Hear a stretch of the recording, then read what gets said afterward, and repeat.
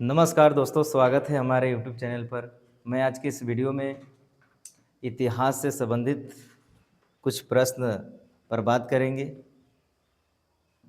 और प्रयास यही रहेगा कि प्रश्न ऐसा होगा जो गत वर्ष यानी प्रीवियस ईयर में पूछे गए प्रश्न होंगे और बहुत इम्पोर्टेंट प्रश्न होंगे। तो चलिए वीडियो को थोड़ा देर न करते हुए स्टार्ट करते हैं।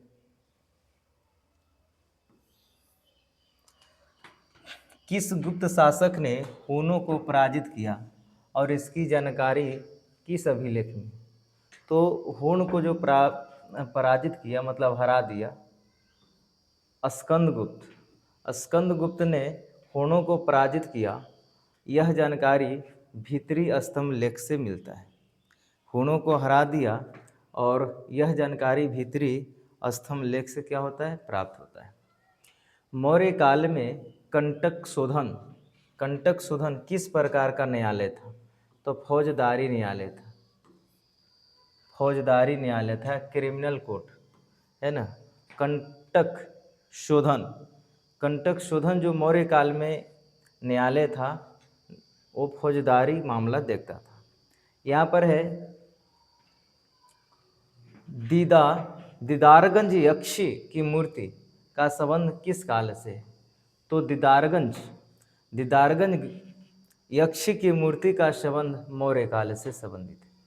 मौर्य कालिदास की किस रचना में कार्तिकेय का जन्म की कथा है? कुम्हार संभवम में है ना। कालिदास की किस रचना में कार्तिकेय के जन्म की कथा के बारे में बताया गया है? कुमार संभवम में।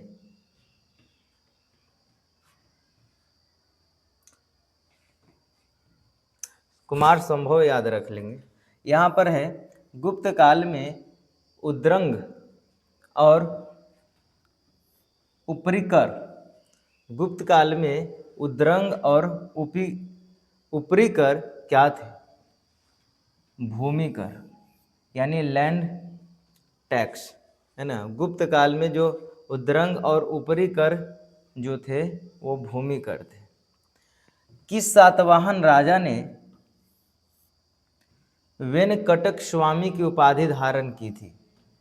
तो बताएंगे गौतमी पुत्र सातकर्णी ने ये सातवाहन राजा रहा है जिसका उपाधि मिला है, वेनकटक स्वामी की उपाधि धारण किया है गौतमी सातकर्णी।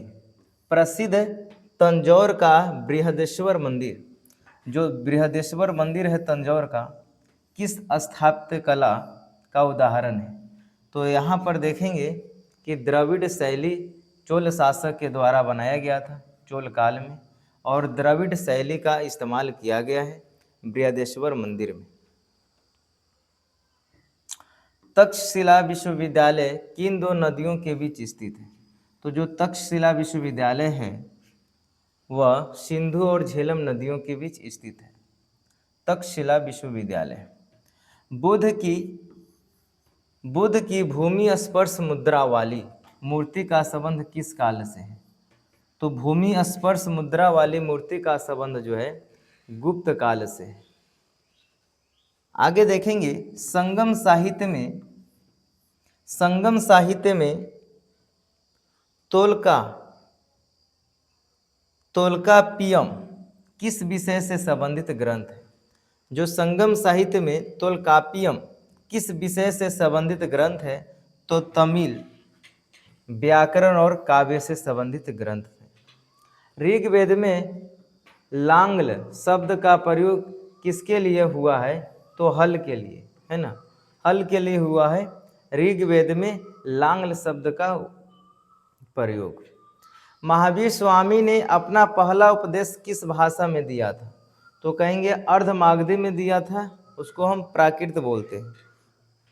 अर्धमागधी में दिया था महावीर स्वामी ने अपना पहला उपदेश प्राकृत यानी अर्धमागधी में दिया था। हम नेक्स्ट बढ़ेंगे आगे की ओर।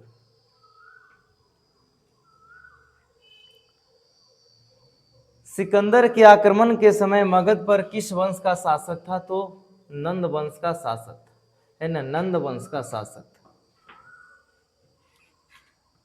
उसके बाद है महरौली लौह स्तंभ में किस राजा का नाम चंद्र अंकित है ना, चंद्र अंकित। तो चंद्रगुप्त द्वितीय का नाम चंद्र अंकित है महरौली लौह स्तंभ में। हर्षवर्धन को नर्मदा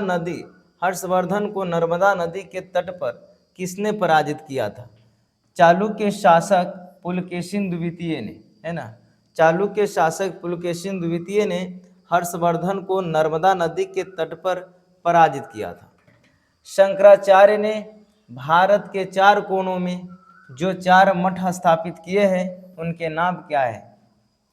शंकराचार्य ने भारत के 4 कोनों में जो 4 मठ स्थापित किए हैं, 4 कोनों में जो 4 मठ स्थापित किए हैं उसका नाम है बद्रीनाथ, पुरी और यह श्रृंगेरी और द्वारका। द्वारका पश्चिम दिशा की में है, श्रृंगेरी दक्षिण दिशा में है, पुरी पूर्व में है, तो पुरी पूर्व में याद हो जाएगा। बद्रीनाथ जो है उत्तर में है। तो इस तरह से हम लिख लेंगे, है ना। तो यहाँ पर है जाएगा पुरी, ये पुरी पूर्व में हो जाएगा, पुरी पूर्व में हो जाएगा, पुरी पूर्व में हो जाएगा। उत्तर में बताएंगे बद्रीनाथ, ये बद्रीनाथ हो जाएगा। फिर इधर देखेंगे दक्षिण में देखेंगे तो श्रृंगेरी हो जाएगा, है ना, श्रृंगेरी।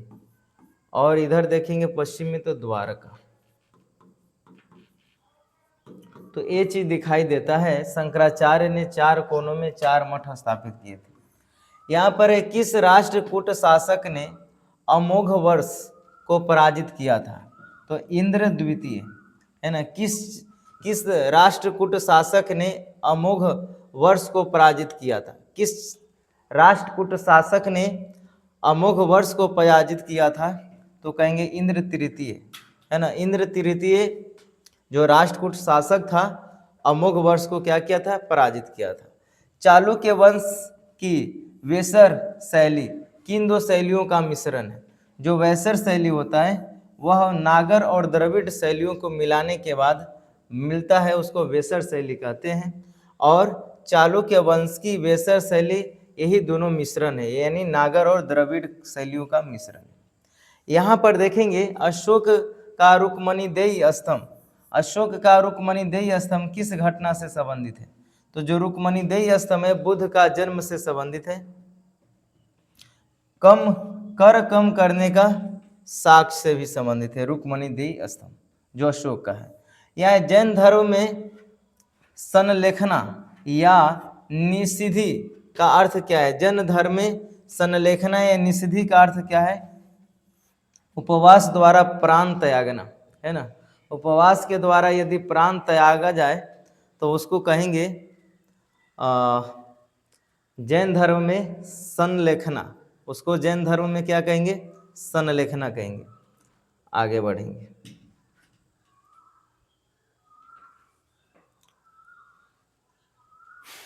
सल्तनत काल में